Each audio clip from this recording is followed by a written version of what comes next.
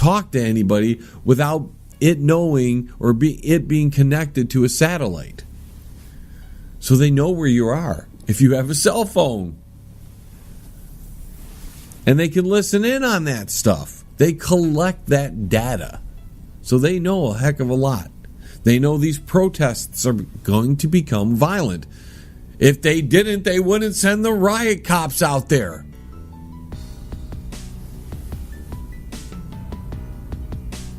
It's all a game, folks. We got to take a quick break. When we return, we'll get into some New World Order news, or at least we're going to break down how the New World Order is working on us today. Stay tuned. Hey, you. Yeah, you. Listening there. Don't go anywhere. The John Lebang Show is going to be right back. Just ask the hillbilly. That's right. Right after this. What about me? Maybe next time. Check out the new book from Derek Shelmerdine, Rock and Roll Unraveled. It tells the story of rock and roll from its roots right up until the mid-'70s punk. Rock and Roll Unraveled. Not just the music, but also the events that shaped the music. Rock and Roll Unraveled. It includes the backgrounds to recording sessions, singles, album releases, births and deaths, epic concerts, and festivals. Rock and Roll Unraveled. Shelmerdine has made a painstaking effort to document pretty much every event that would prove significant in shaping popular music. Rock and Roll Unraveled. Purchase the book at www.rockandrollunraveled.com. Follow him at Twitter at R&R Unraveled, and look him up on Facebook at Rock and Roll Unraveled. Rock and Roll Unraveled. By author Derek Shelmerdine. Available now.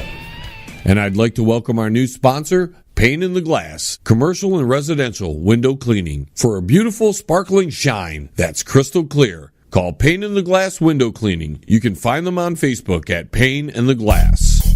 You're listening to the John Lebang Show. Join the radio revolution right here. It's better than some good Thai stick, man. Yes, I would like some too.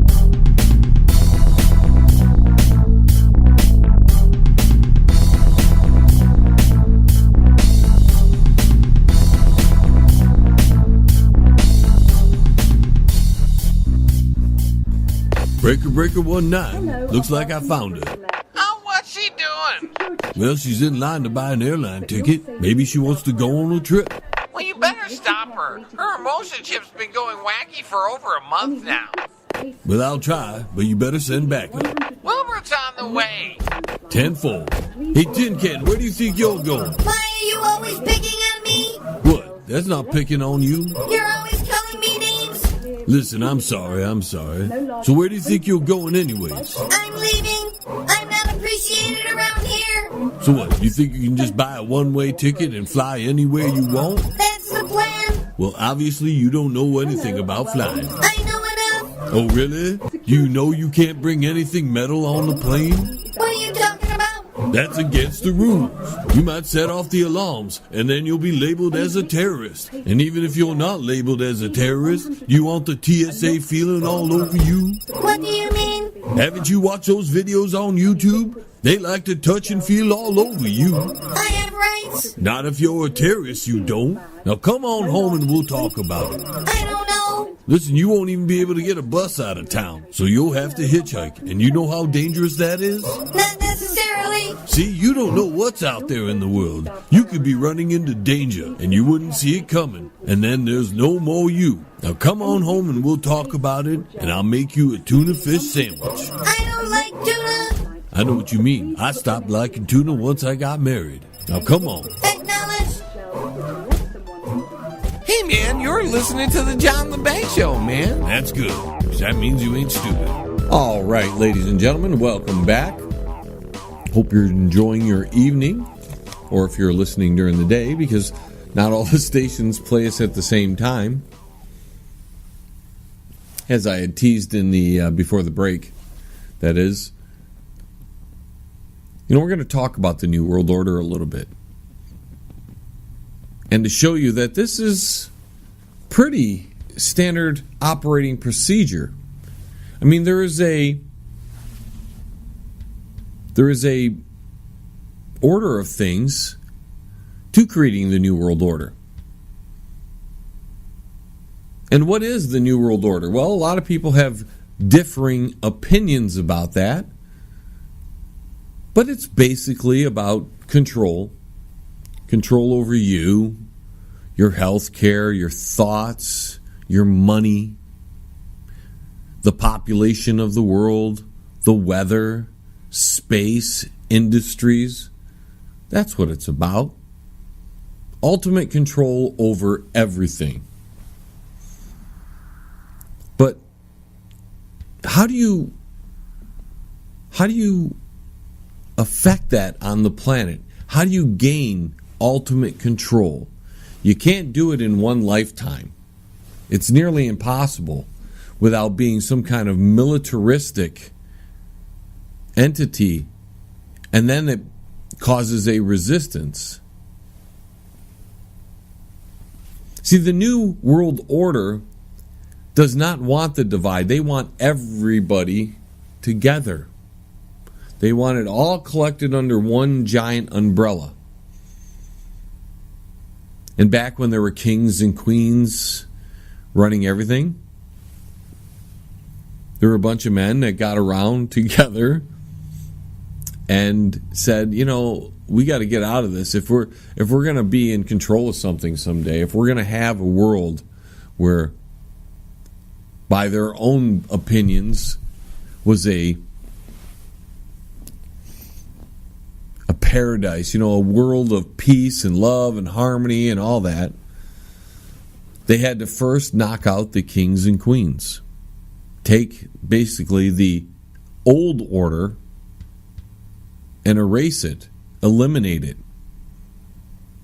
And we went through many struggles. The French Revolution was one. You could even say the Bolshevik Revolution had something to do with it. You could say the American Revolution was a big player in that. Because before the American Revolution, we didn't have the type of freedoms that the Constitution and the Declaration of Independence had stated we always had, and we just gave them up. We let somebody else have them, and that was a king or a queen, or whatever the ruling power of the time was. So these men who put together the New World Order, which has been going on for thousands of years, it just morphs and changes and adapts to the times. And I mean, even now, the rulers, the elite, they've got so many things to their advantage now with this surveillance and everything. They tried wars in the past. They've tried other means to achieve their ends. And they continue to not get where they needed to go. You could say it was a failure, but with these elitists, they tend to think long-term, beyond their life. They don't think in their lifespan. And that's because the smartest people on the planet, and usually these elitists, are on the higher end of intelligence, because in their mind, they're just trying to do good for the world and make the best planet possible, according to their viewpoints. And that's the rub. The people in charge always think they can dictate what the best things for the planet are, what the best things for you are.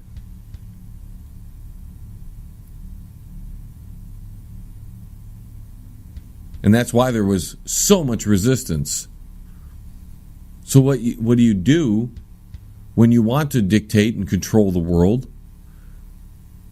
You can do some by force, but that force is only a means to an end. The term, the Hegelian dialectic, comes to mind. And that's the idea of problem, reaction, solution. You come up with a thesis and an antithesis. You divide and conquer. Because once there's some kind of political cause, there's always going to be the exact opposite cause fighting it. It's human nature. It's the nature of things. It's an ebb and flow situation. Push and pull. And in the 21st century, it's so easy to divide us. And that is why we've seen so much strife across the world. Because the media is there to highlight it and promote it. And they pass it off as news. They pass it off as they are reporting something when in actuality, they're inculcating your mind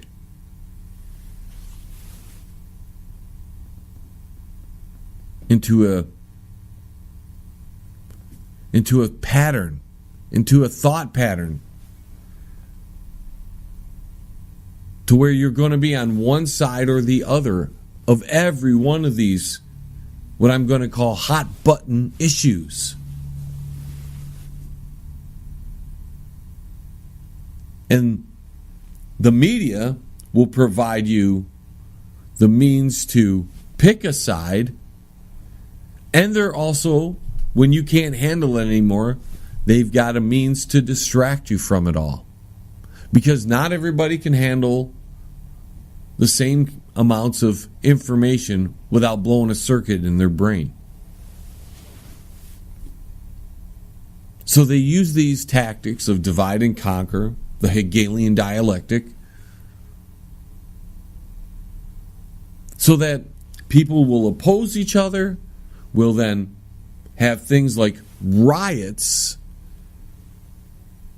have things like,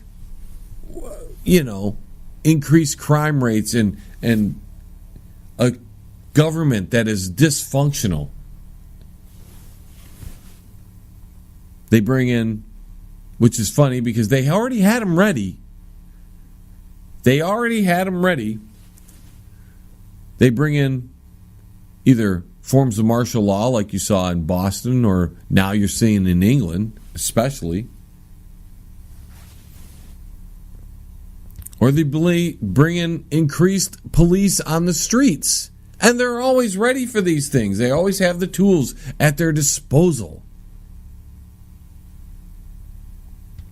Like they knew these things were going to happen. And that's because they do know these things are going to happen. They prepare for them because they have planned for it to happen.